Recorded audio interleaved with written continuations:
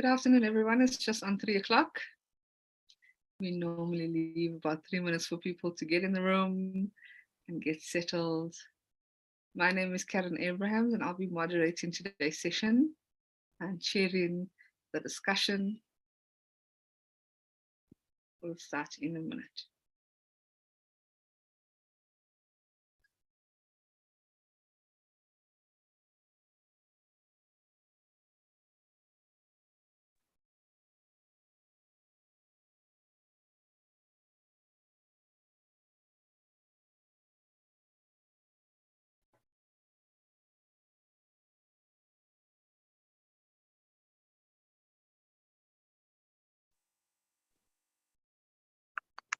So welcome everybody to this webinar hosted by Defend Our Democracy. This webinar is one of many in their series and their public engagements around issues of state capture, around issues of defending our democracy. And so you might have seen other events of ours, or maybe this is your first one, and we're really happy to welcome you to the community of engagement and scholarship and discussion around this important issue. Today, we are joined by an academic from the research director, in fact, from the Center for Development and Enterprise, presenting the key findings of their publication, The Silent Crisis. And The Silent Crisis, I'm sure you've had a look at it, and the website, the 5-part series, discusses issues pertaining to the South African public education system and discussing issues of state capture and corruption.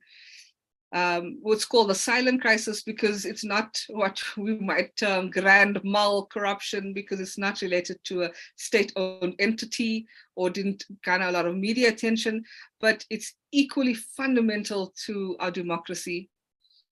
Perhaps in some ways most fundamental, because it deals with the very bedrock of the idea of development and transforming our society, education, basic education. And so this, we think, is a really important thing to engage with.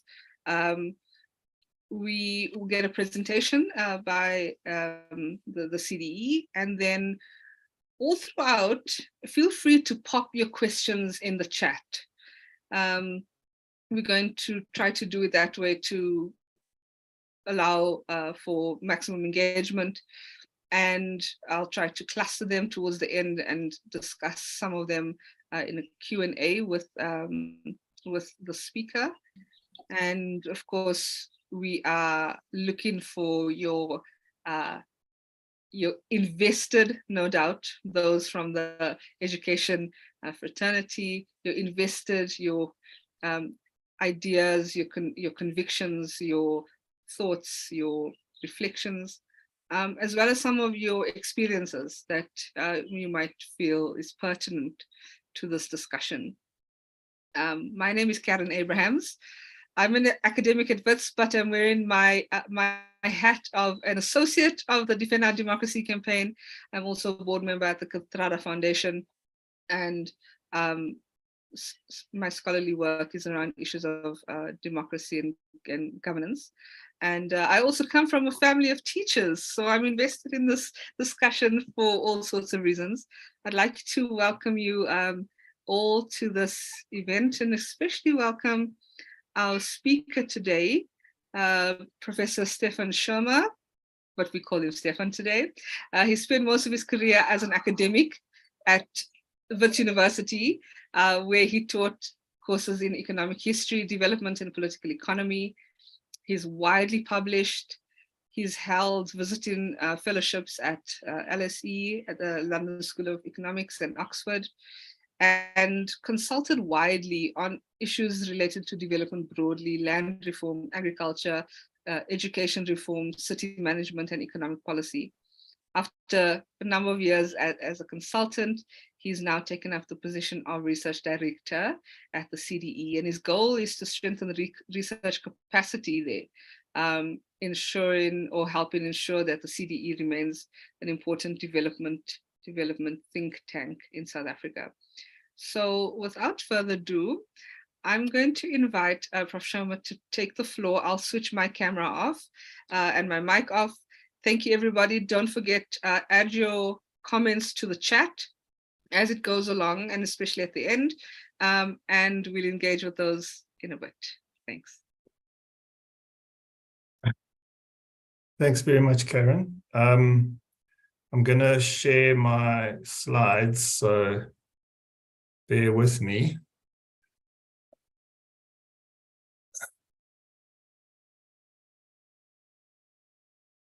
Really, I've got a problem.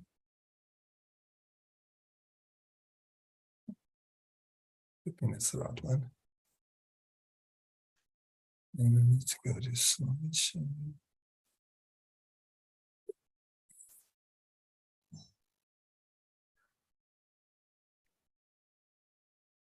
Care of them and ensure that they are aligned with all. That maybe he would just ask us to keep our mics off and our cameras off, unless there's a pressing need to want to interject in the conversation. Great. Can you all see my slides? Yes, we can. Great. Okay, so as Karen indicated, I'm going to be talking to a series of reports that CDE produced in March. 5 reports, all focusing on the education situation and what to do about it, which we call the silent crisis.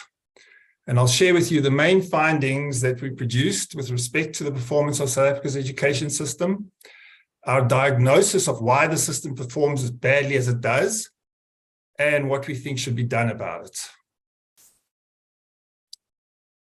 The headlines of my presentation are that the president says we have a silent revolution in our schools. We think that isn't true. It's much more the case that we've got a silent crisis. Our schooling system underperforms horribly, and no one is making a loud enough noise about this or the fundamental causes of this crisis, which we think are largely being ignored. So that's really what we mean by silent, that there's not enough outrage, there's not enough calls for change in South Africa, in spite of the fact that we're doing so badly. It is the case that South Africa faces many crises, and it's understandably difficult to focus on education when the lights are off and crime is rising daily. But we want you to ask yourselves, are you prepared to condemn another generation of South Africans to an appalling education? So let's move on to our diagnosis, which is essentially that our education system is failing our learners.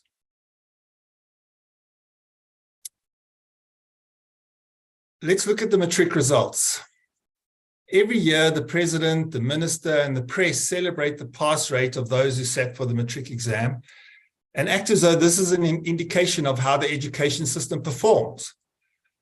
But celebrating an 80% pass rate ignores the fact that, firstly, half of those who started out in grade 8 don't make it through the matric exam in the expected 5 years. They drop out, they fail, or they repeat years, often multiple times. Then the second issue is that standards are clearly falling, a reality that has become particularly alarming during the pandemic. Leading education researcher Savas van der Berg says public confidence in matric results may be eroding as a result of falling standards and Umalusi's readiness to push through underperformers. The truth is that the matric results don't equal system performance. They're what happens at the end, and there's a lot of dubious stuff happening there.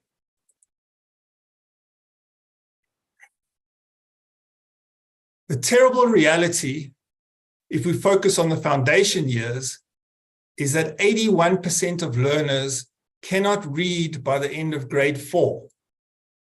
And more than 60% of grade 5s have not mastered basic mathematical knowledge. Those learners have not acquired the essential skills they need to continue learning, that don't have the basics, which means they won't be able to advance in the way that they should advance in order to get the kind of education they need to succeed in our increasingly technological world. We are setting them up to fail right from the beginning. This is a totally unacceptable situation.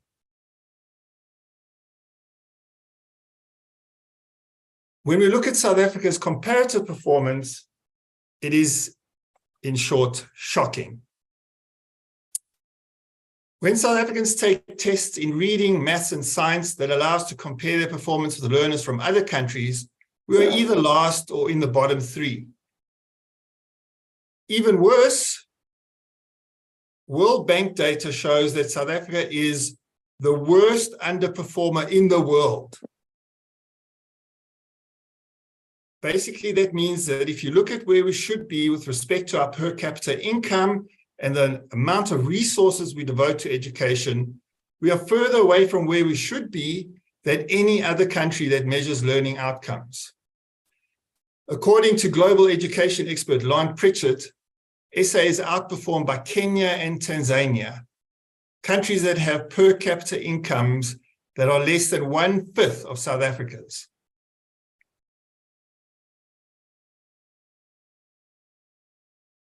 On the more encouraging side of things, there were big improvements in 2000, from 2000 to about 2015. Yeah, for those years, and there were rapid improvements. But this is not a reason to sit back and think everything is fine. Firstly, because those improvements were not sufficient to get us off the bottom of the global tables. We never moved off the bottom, out of the bottom 3. Or the very bottom in some. Plus, the improvements are running out of steam between 2015 and 2019, as evidenced by our 2019 grade 5 TIMSS results, TIMSS being the maths, the standardized math test, which was lower than the 2015 one. And then COVID had a massively detrimental impact on our learning levels. That put us way, way back. And in fact, today's average 10-year-old knows less than the average 9-year-old knew before the pandemic. This is an unmitigated disaster that must be tackled with urgency. How have the government and others responded to this crisis? Let's firstly look at the DBE. They have implemented reforms, to be fair, and some of them are being very promising. They include curriculum reforms and the introduction of standardized workbooks, which have helped teachers get through the curriculum and to see where they should be at specific times of the year. The DBEs also tried to implement a number of promising school-level performance management initiatives in the 2000s, but after many, many years of negotiation with SATU, all were diluted to the point of meaninglessness. In 2011, DBE initiated 2 very positive steps to raise accountability in the system. Those were the annual national assessments and the National Education Evaluation and Development Unit, or NEDU. Experts believe that these contributed to the improvements in international tests during the 2010s, but ANAs were abandoned in the face of SATU opposition, while NEDU became practically irrelevant. Lastly, the DBE is to be commended for supporting and helping to fund private sector initiatives like the Early Grade Reading Study, NECT, and Funda Wandi. All of these have delivered positive results and pointed to ways in which big improvements can be achieved. However, taking them to the scale where they're helping all the pupils in the system is probably impossible unless the public system is fundamentally reformed.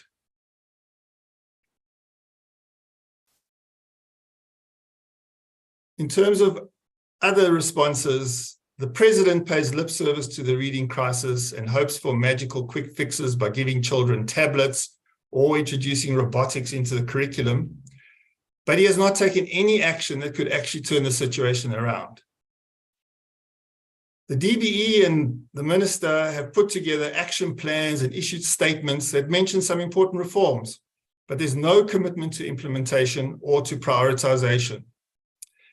NGOs have launched campaigns around raising the reading levels in schools, and that's great.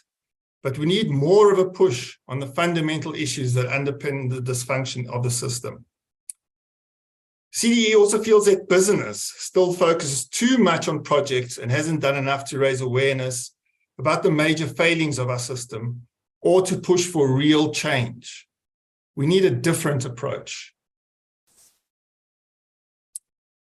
Lon Pritchett, who's probably our favorite global education expert, made this point in the slide here in 2013. He said, if your bicycle tire has a hole, pumping in more air won't do much good. This isn't because you don't need air in the tire, it's because you have to fix the hole first and then add the air. We need to fix the holes in our system. And if you need to fix the holes, then you need to know where they are. So you need the right diagnosis before you can implement the kinds of reforms that will actually make a difference. Let's look at where the problems really lie. First of all, teachers are absolutely critical for making education work. Nothing good in education can happen without the participation and support of teachers. But our teachers are really struggling. For example, only 41% of grade 6 mathematics teachers in South Africa had good proficiency in mathematics, compared to 87% in Zimbabwe and 95% in Kenya. Apart from this unpreparedness, very few teachers in our system get rewarded for hard work or exceptional outcomes in their classrooms. And everyone, no matter how they perform, receives performance-related salary increases. There's very little incentive, therefore, to perform. At the same time, it's extremely rare for a teacher to be fined for misconduct or bad performance. So they're not incentivized properly, nor are they adequately supported. There are far too few curriculum advisors, between 1 and 2 for every 500 teachers, which means you might get 1 visit per year if you're lucky. And then these advisors, when they get tested, actually perform very poorly in terms of knowing how to teach people how to teach. We know that an education system is only as good as its teachers, which means we have to help and we have to encourage our teachers to get much better.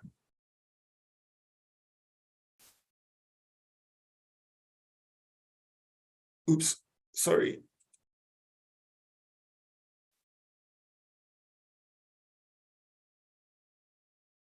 We have a technical problem. Okay, sorry. Okay, another big and possibly the most important challenge is the large, complex, and decentralized nature of the system. This is one of the biggest management challenges in the country. And unfortunately, the whole system is very badly managed. There are too many instances of weak leadership and way too little competence and accountability across all levels to provide hope of the system functioning properly. And then all of these challenges are massively exacerbated and in many ways underpinned by 2 phenomena that were extensively diagnosed 7 years ago: corruption and state capture. Let's look at the issue of corruption first. This emerged in the public sphere in about April 2014, when a City Press expose revealed that principals and deputy principal positions were being routinely sold. There were accounts of kidnapping and in one instance even murder to ensure that certain people got certain positions. These revelations were shocking, and to her credit, the Minister of Education appointed a task team to investigate the situation. They took their job very seriously and spent 2 years investigating what the situation was, and amongst other things, recommended that 38 cases that they uncovered during the course of their investigations should be handed over for prosecution. After a lot of positive noises coming from the department and from the minister about taking this issue really seriously and pursuing the recommendations, the reports were eventually forwarded to the provinces.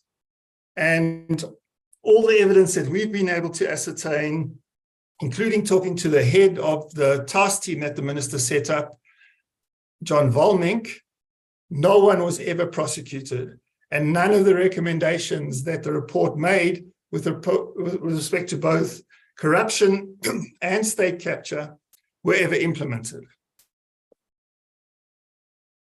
Unfortunately, as a result of this, perhaps corruption continues to be a major challenge.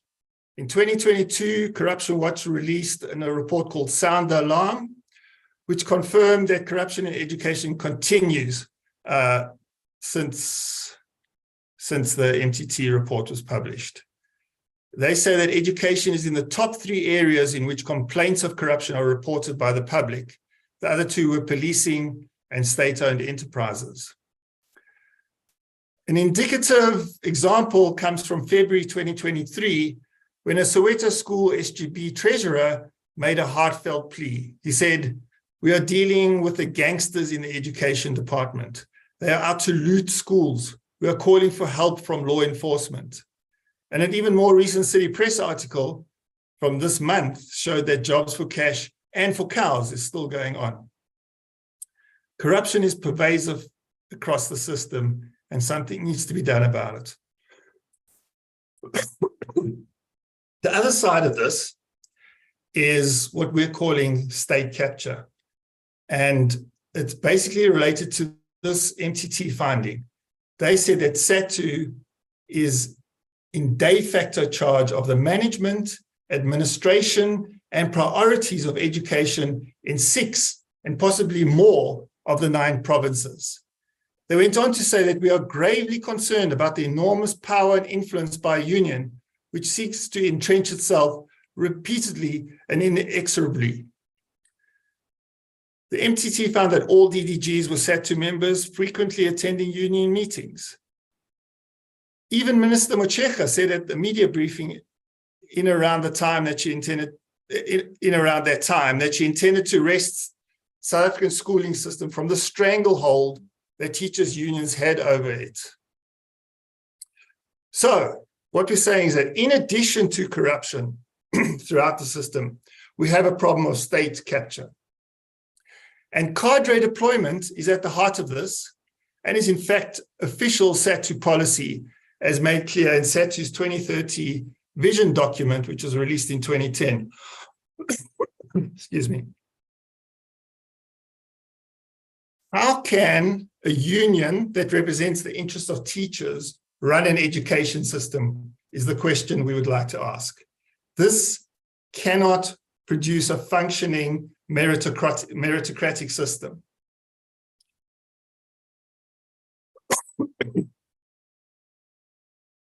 To deal with these kinds of fundamental problems, and we have to deal with them in order to make real progress, CDE is arguing that we need system-wide reform, and we've got 5 areas where we think reform is essential and that need to be prioritized. First and foremost, we believe that this problem of state capture in education must be tackled. Corrupt and incompetent officials will always oppose reform designed to prioritize the interests of learners and create a merit-based system. SADTU officials, even if well-intentioned, will confront conflicts of interest that will block them from doing the right things for learners. It's inevitable. That's why we believe that government must take a public stand against corruption, send cases to the SAPS to prosecute criminality, protect whistleblowers, that officials in the DBE and provinces should not be members of teacher unions, and we need to end cadre deployment. We need to move the system from incompetence to merit, and tackling this issue of state capture is absolutely critical for that. If we don't eradicate it, all other reforms will fail. In addition, we believe that improved performance requires accountability, and we want to see 3 reforms that have been either proposed a long time ago or have actually been tried by the DBE. These were all good initiatives. We need to do them. This is not, we're not sort of advocating anything radically new here. We want the ANAs back. It's absolutely crucial. All international case studies show how important this kind of data is. Every school should know how it's doing, and so should the parents who send their children there. We need to reinvigorate a fully independent NEDU. It must become an independent unit that identifies problems and recommends solutions, and in order to ensure that it's not captured by other interests, it should regularly report to Parliament. And then lastly, we believe that principals should have more power. Principals are crucial for making schools work. There's a lot of evidence to point in that direction. In order for that to happen, they firstly need to have more responsibility. You can't be held accountable for something that you have no control over. So they need to be more responsible for who gets hired and promoted at their schools. At the same time, if they're going to get this responsibility, we need to make sure they're up for the job. To get there, we need to have entrance exams and merit-based appointments for principals. These recommendations were very strongly made in the NDP back in 2012, and it's a reform that's way past due.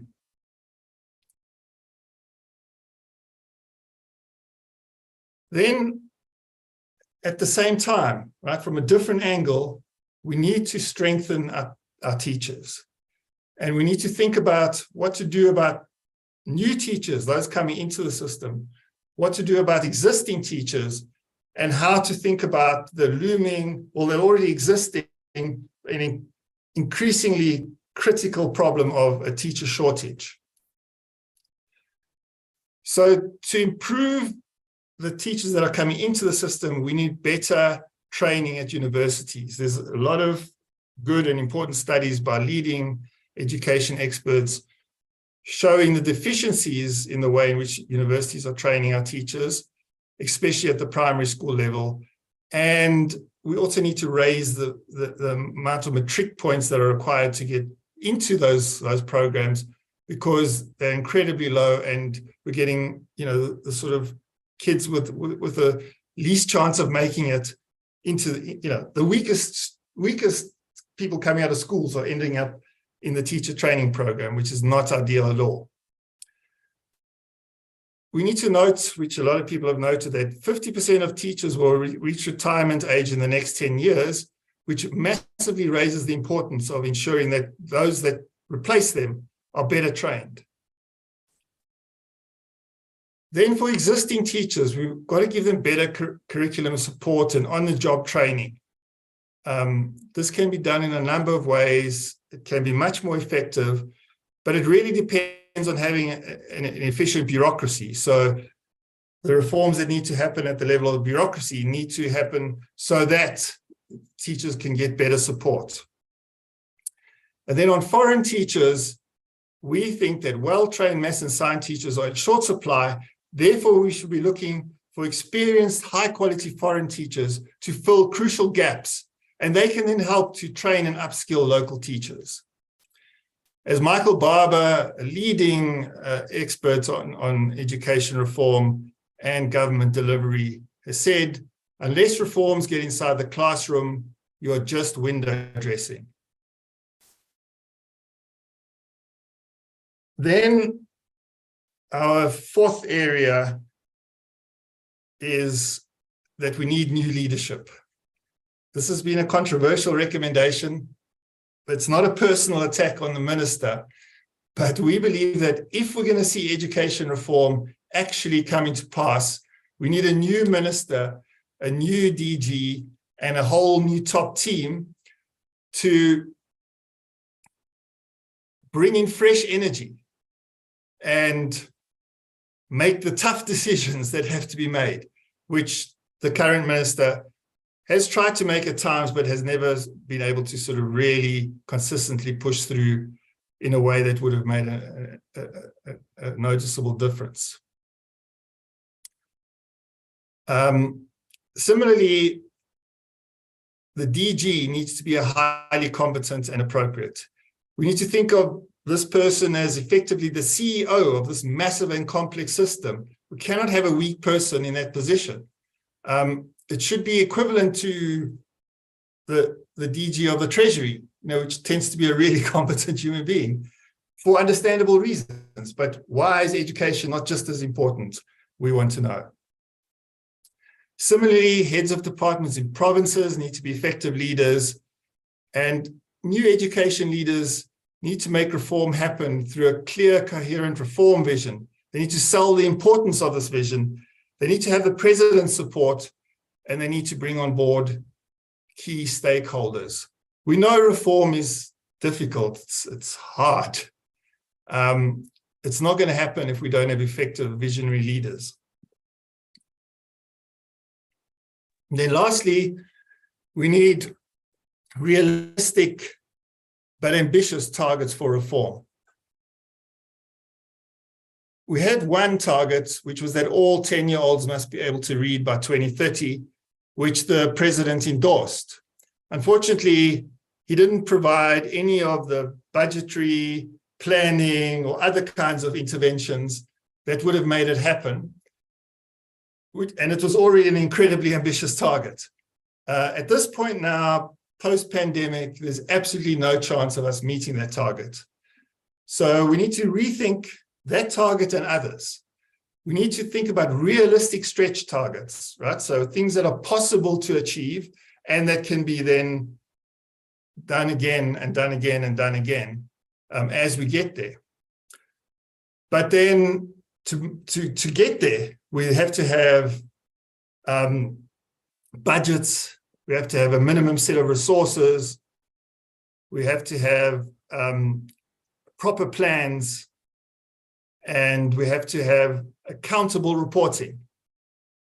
We have to be seeing, are we on track? And if not, what to do about it. We can't just mention a target and then wish that it would happen, because that's not how things work. So we're putting this idea forward. It's a bit sort of, it's an idea. We need to think about how realistic or what would be a realistic, but we should start that conversation. Shouldn't we be trying to move up 12 places every 5 years on the international tables? How do we get there is the big and difficult issue. And it's the one that we're constantly debating others about. We think it's possible to get there. And one thing that's critical and something that we can all do is to ratchet up public pressure. Without that, there are other concerns, there are other interest groups, there's many more organized vested interests that will dominate the discussion. We have to get the public to start demanding better schooling for our kids, and they need to mobilize around that. We need churches, NGOs, advocacy groups, individuals, civic bodies, parents, principals, teachers, and learners, all to make the same kinds of demands. And it would be helpful if we could think about, in a collective kind of way, what the sort of common demands are. We're all going to disagree about particularities, but shouldn't we all be calling for a better leadership, better minister, better DG, new ones with new energy, with a reform vision? Shouldn't we be demanding that SADTU move away from cadre deployment and that they put more energy into an anti-corruption campaign? And we should commit to improvement targets and think about the steps to get there. If we do that, we'll move this thing from a silent crisis to an urgent, broad-based national priority, and then action might become possible. The fact that this can happen is something that we learned from Peru, where a new education minister took over in 2013, Jaime Saavedra.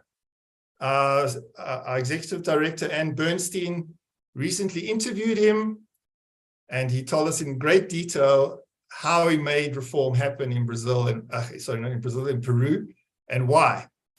And we're going to release a report on that discussion, which I hope you guys all read on our website. So, very interesting. Just months after he'd taken over as minister, and first of all, he did have strong support from the president. But months after he'd taken over, the PISA results from the previous year were released, and it turned out that Peru came last. Now, PISA is similar to the TIMSS and PEARLS test that we do here. It's an OECD design test and run test that a lot of Latin American countries do, as well as countries in other parts of the world. So Peru came last. And as he explained to us, they could have said, well, this is a test for rich countries. It doesn't really speak to the culture of Peru. But he didn't say any of that. He said, this is a crisis. We're not in trouble. We're in deep trouble. And let's do something about it. One of his slogans was, okay, we can't beat Brazil at soccer, but maybe we can beat them at maths. And so that was a target he set, and one that they achieved when they became better at Brazil in the PISA maths test.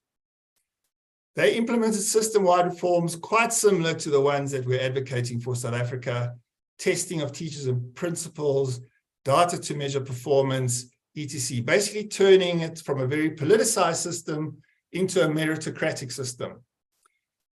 And as a result, in 6 years, Peru achieved an 8% increase in reading and science and a 6% increase in maths for grade 3 learners. By PISA 2018, Peru achieved the fastest improvement in Latin America, and there were now 12 countries below it. So it went from last to 13th last, which is a big achievement, right? And an achievement that they intend to build on, hopefully, even though there's new ministers and things have changed. Politics is always complicated and reform is never easy. But it's an inspirational story. It shows what can be achieved. And we really hope that South Africa will follow suit. Thank you for listening.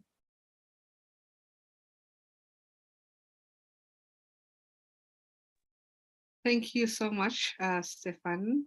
I'm sure people are clapping for you in their lounges or cars, or there's some icons on the screen. That's one of the downsides of doing a webinar. We don't get that face-to-face interaction, but greatly appreciated, I'm sure. There are, as you'll notice, a few comments in the chat. I'm going to read a couple, most of them. And there's also engagement between participants on the chat, so that's great. I think one of the points that Renee makes is that there's also there's kind of administrative issues that are also part of the general malaise, and just a lack of foresight about the education project being something that should be front and center. Then Hussein Rasool says there's a direct correlation between the poor learner outcomes and corruption within DBE, because often unsuitable appointments are made as a result of brown envelopes changing hands. Right. Educators are afraid to blow the whistle because they receive no protection and support from government. Babita Dukaran, Cynthia Stimple, Martha Ngoye are examples of whistleblowers who've been let down by government. What will it take for the president to issue a proclamation for the SIU to investigate corruption in the DBE? It appears the largest teacher union has no appetite to call their members to order. And that's from Pops Rampasad from the Active Citizens Movement. I'll give you kind of 3 comments and questions that cluster around the same thing. In fact, all of them cluster around the same thing, because we are an audience interested in these kinds of issues. Paul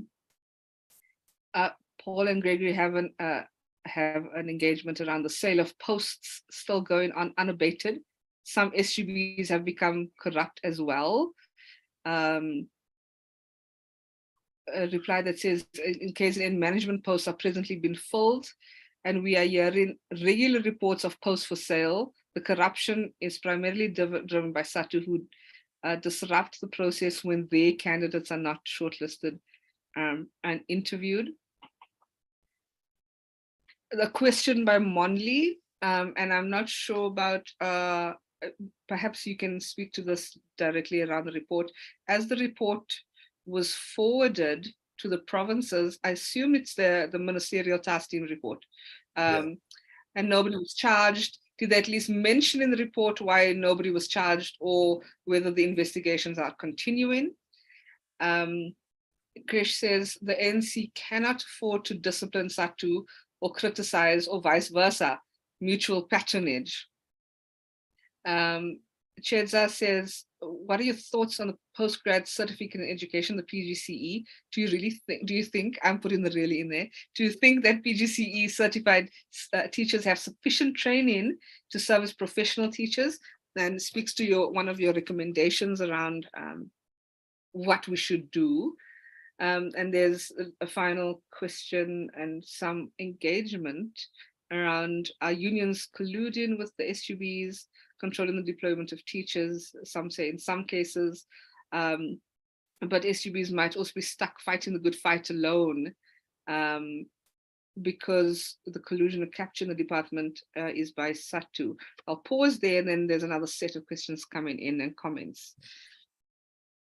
All right.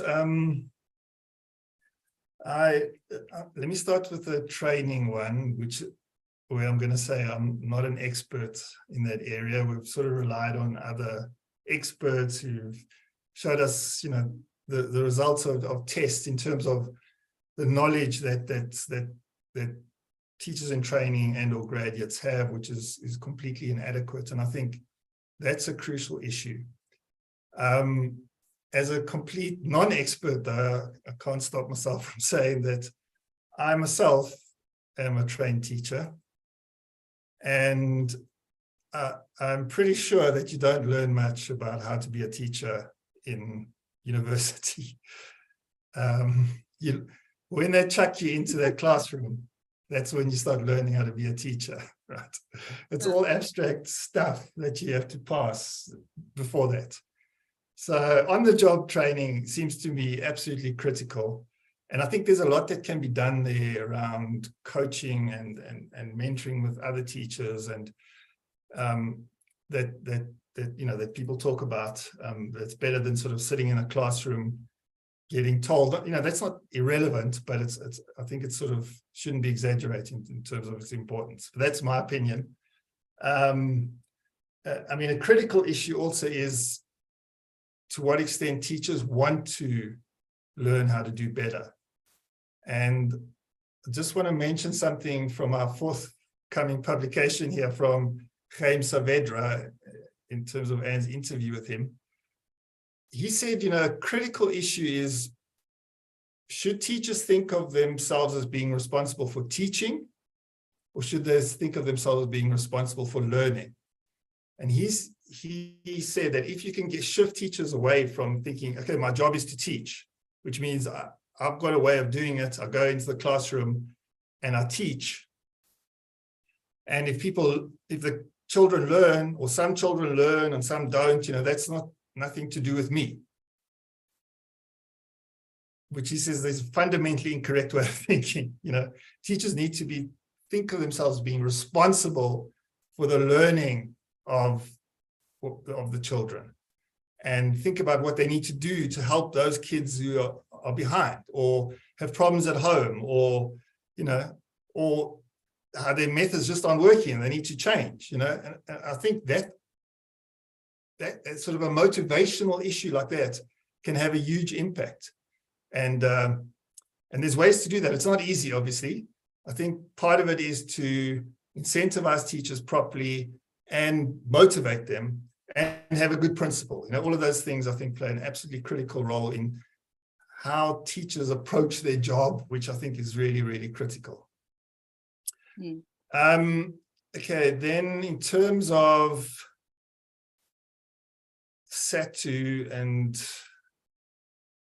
the power as an interest group.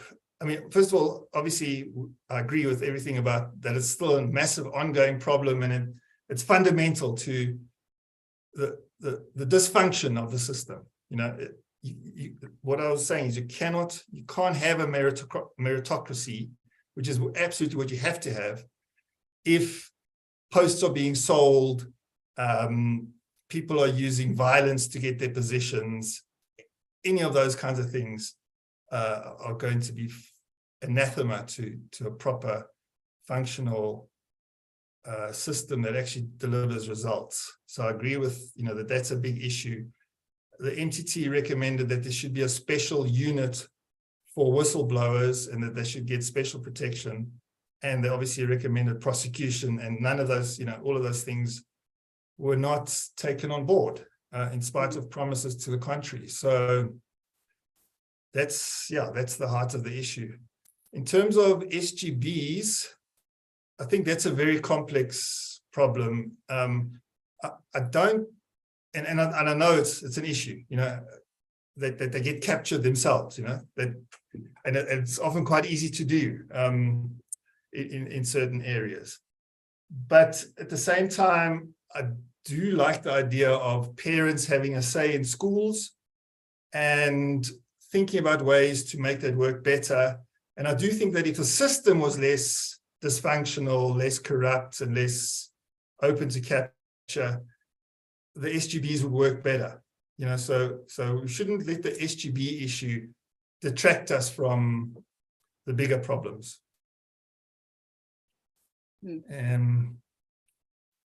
Yeah, and as I was saying, in terms of interest groups, parents are an interest group, all of us, business is an interest group. NGOs who are out there battling with these issues, trying to make things better, shouldn't be ignoring the real causes of why things aren't getting better. And we've had interesting discussion with the NGOs about that. They just don't feel like they can do anything. But if we got together, we could form a countervailing interest group against those with different interests.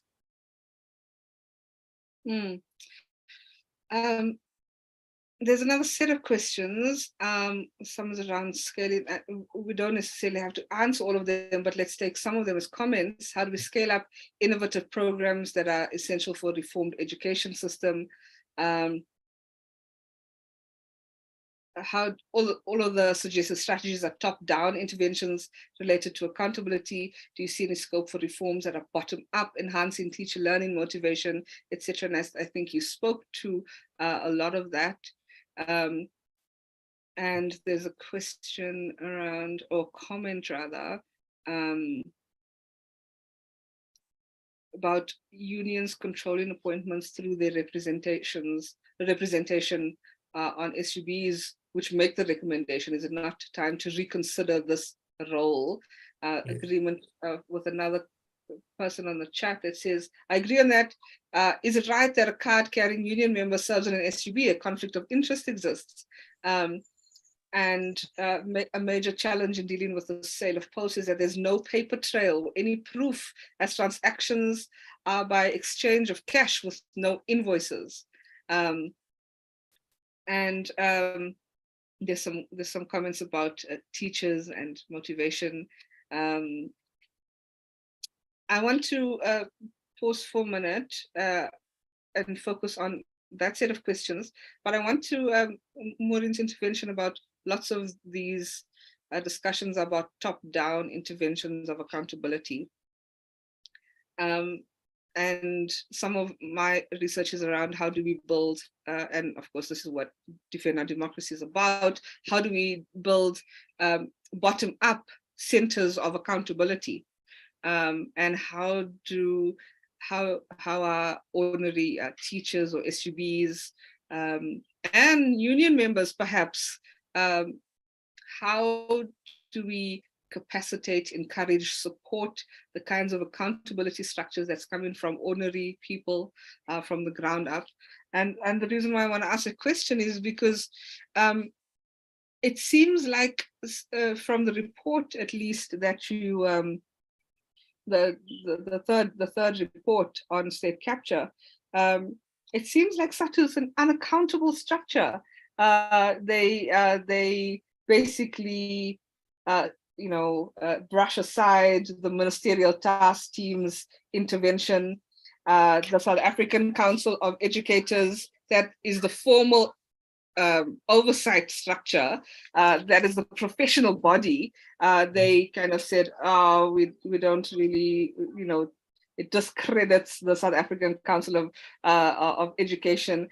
And so you see at that level just a belligerence to the structures that are there for accountability.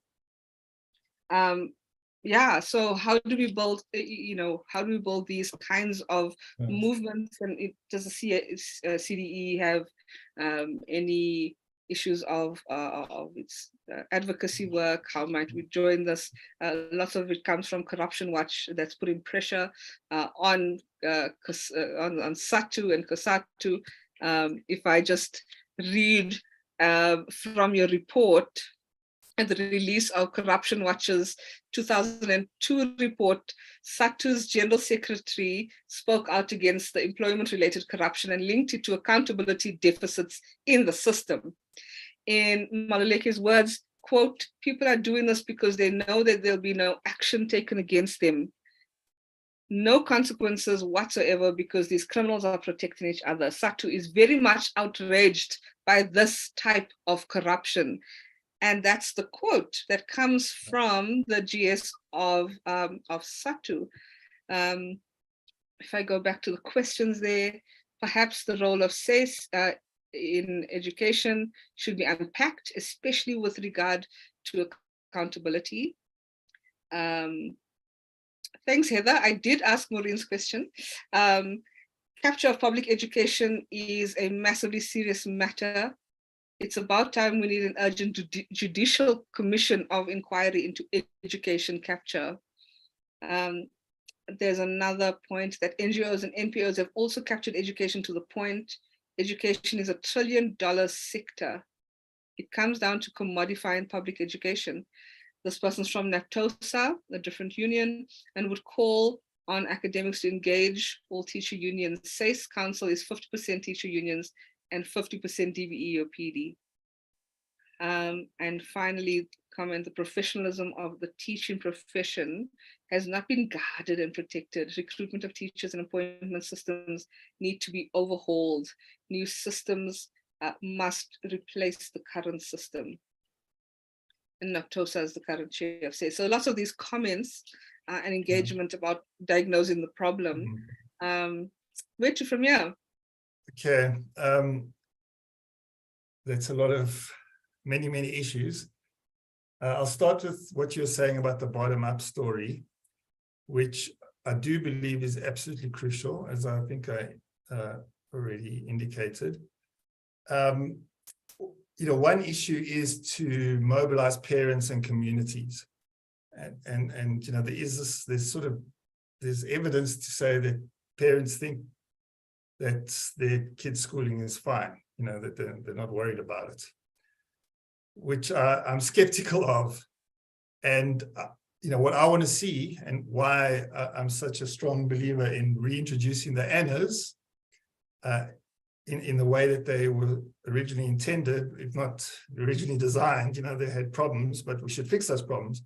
But when they came out, it seemed to me, just being there, that all of a sudden the discussions around education became much more vibrant, involved many more people, and everybody could see how their local school actually performed.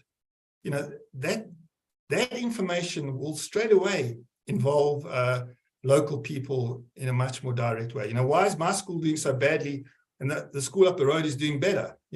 Why are all the schools in our area so terrible? That's going to mobilize people much more. So information and transparency and all of those things are crucial for sort of local mobilization. At the same time, I think there's a lot of bottom-up stuff that's happening that's very positive. And that's great. I'm 100% in favor of all of that stuff. And Funda Wandi is doing a fantastic job. And that's great.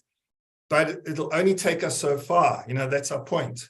If we want this to really start having an impact, we need to change that situation where there's no accountability, where people get away with what they do. Because if that is the case, if you don't get rewarded for being the person that puts in the extra effort or wanting to do better than others, and if nothing happens to you when you do the absolute bare minimum or even less than that, that will grind people down. That kind of system will create an average situation where you don't have motivation, you don't have people trying to do the best that they can. And until that changes, we'll have a problem. I mean, two other issues I want to address in the last few minutes. One is on the issue of unions, and I see someone saying not all unions, and I just want to make clear that CDE is not opposed to teachers' unions. Teachers have absolutely every right to belong to a union, to form unions, to use unions to negotiate with the employers. The fundamental problem is when the employers are run by the same union. That's not a negotiation now. That's a situation where one side dominates, and what we've seen is it ensures that it ensures a whole lot of things that aren't incredibly helpful for improving learner outcomes. So the issue is getting the unions out of the bureaucracy. And the recommendation from the NTT was that if you're a manager, if you're running the education system, you're not a teacher, therefore you shouldn't be in a teachers union. You should have a different union, right? And I think we support that.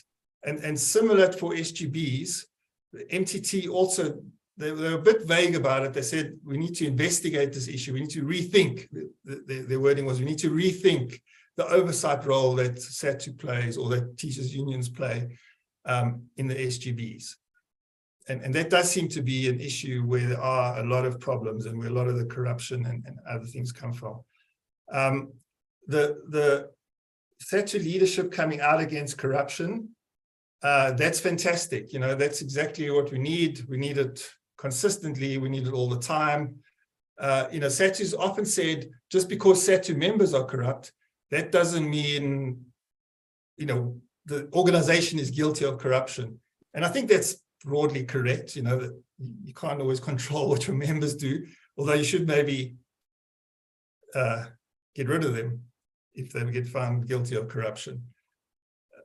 But then it comes back to the problem of how many people are actually found guilty of corruption, even though they're incredibly corrupt. So these are all incredibly difficult problems, but our call is for everyone to say, we've had enough.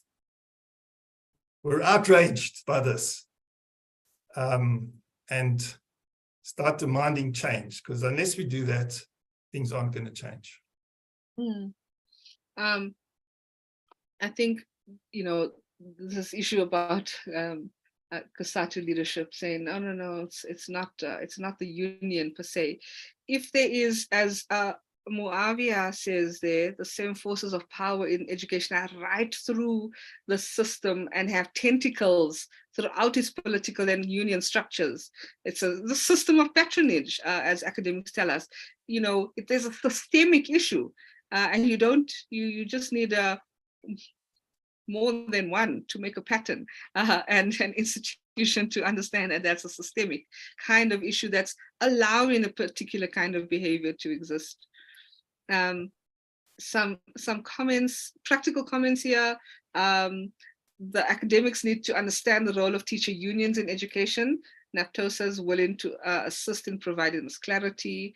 Comments about the ANA, a poor testing instrument, and it's about the role that unions play in all aspects about education, not just in terms of, you know, just representing workers, teacher workers.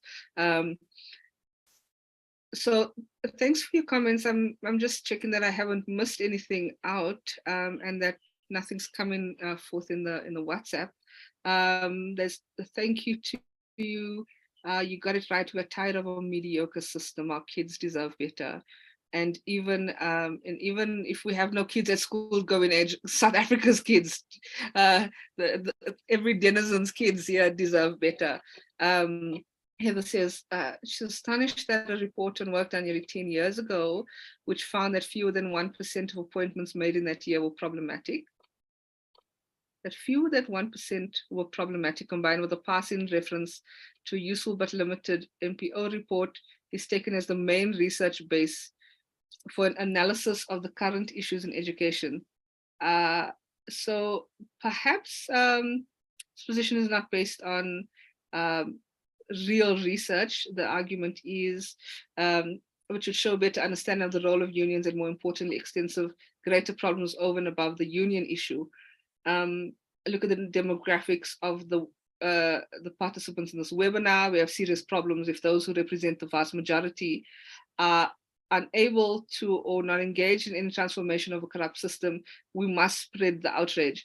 So there's a couple of points just to clarify. This particular seminar is geared towards report number 3 of the 5. And there's a question about, nothing has been said about infrastructure above. There is a report that deals with that, the kind of systemic public infrastructure challenges as well, that contributes to a failing education system. And then the first one around the ANA and the actual the system. So I don't want Stefan to face misdirected frustration, because this particular seminar is focused on state capture, which is what associates and people who are engaged with the DoD are really interested in issues of how systems of governance get hijacked through undemocratic means. And so, Stefan, I'll leave some closing comments to you, but I just thought it might be interesting to raise this for this particular audience about what to do taking it forward. I think some discussion around the role of the union in school governance is useful. Some discussion around the role of the SGB is useful, and that engagement, and how do we think about ways to let that be another site of accountability rather than another site of capture. So that might be an important point going forward. Then the BELA, the Act, the Basic Education Laws Amendment Act, makes some kind of intervention around legislative protection around second salaries of principals, and some kind of veiled discussion about deployment or improper appointments, but it favors a kind of bureaucratic approach. And I think the bureaucratic approach then obfuscates all of these maneuverings that are under the table, not regularized, not reported in brown envelopes. And so I think that might be another problem.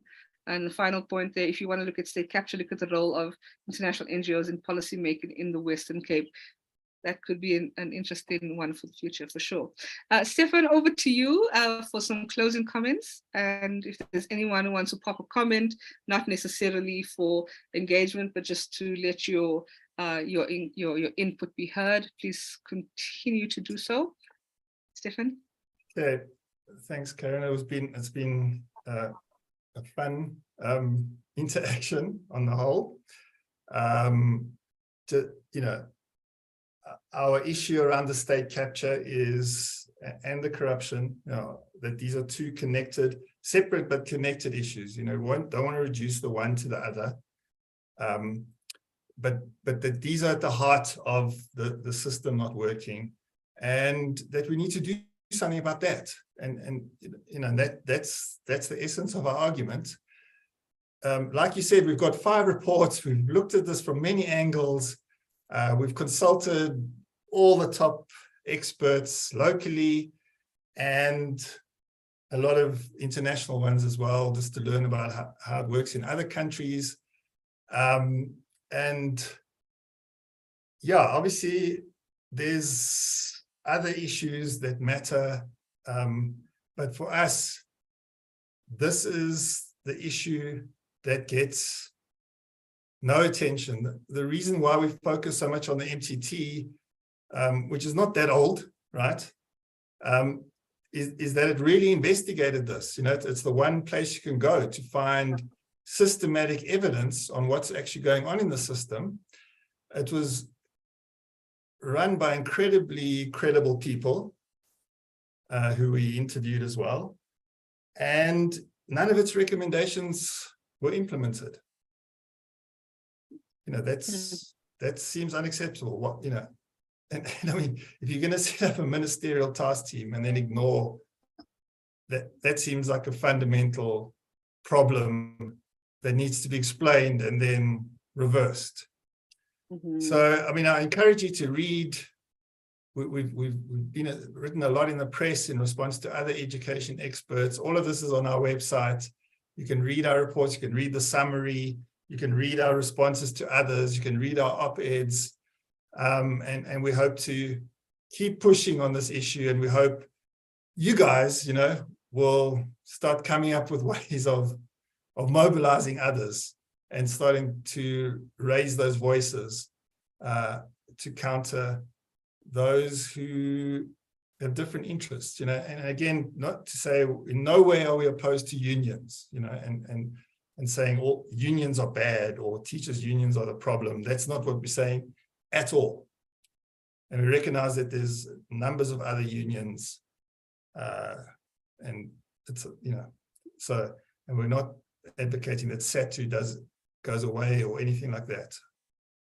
We just think that their role that they play in deliberately taking charge of the system is a massive challenge that has to be tackled. Thank you. Thanks so much. Thanks, Stefan. And we missed you here today. We heard that you're not feeling so well, so we leave you out to make an intervention, but I do notice that you're in the room. Thank you to everybody who's part of this conversation from the education world. I don't like the word fraternity because it leaves us out, from the education world. And I think, one of the more direct interventions could be about holding making the DBE accountable to its own the ministerial task team report, and that might be a very tangible outcome of this. I do want to remind you, if this is the first time that you've engaged with Defend Our Democracy, it's all about asking questions. It's all about pushing the kinds of questions into awkward places in our areas of work, into forums like these, and to keep these conversations going. I think this is one of many sector-based interventions and discussions, one of many. And so Defend Our Democracy has a model for engagement from the bottom up, which is creating these action for accountability groups that are either around spaces, particular wards or areas or town committees. And a sector-based approach is also an action for accountability of a particular sector. So I'll encourage you to be involved if there are ideas that you have and you want to get involved with mobilization or thinking through, taking some of these ideas forward. I'd invite you to get in touch with Defend Our Democracy, particularly Zakira Vadi, who spearheads the kind of intellectual and advocacy project, or the activist project. And we thank you so much for your time, Stefan, and thank you, CDE, for the presentation and this kind of work that becomes a resource for activists to use to hold the state to account in very different ways. Thank you so much. Great. Bye, everybody. We'll see you at the next one. Thanks very much. Thanks for your input. Thank you. Bye-bye. Cheers, Renee.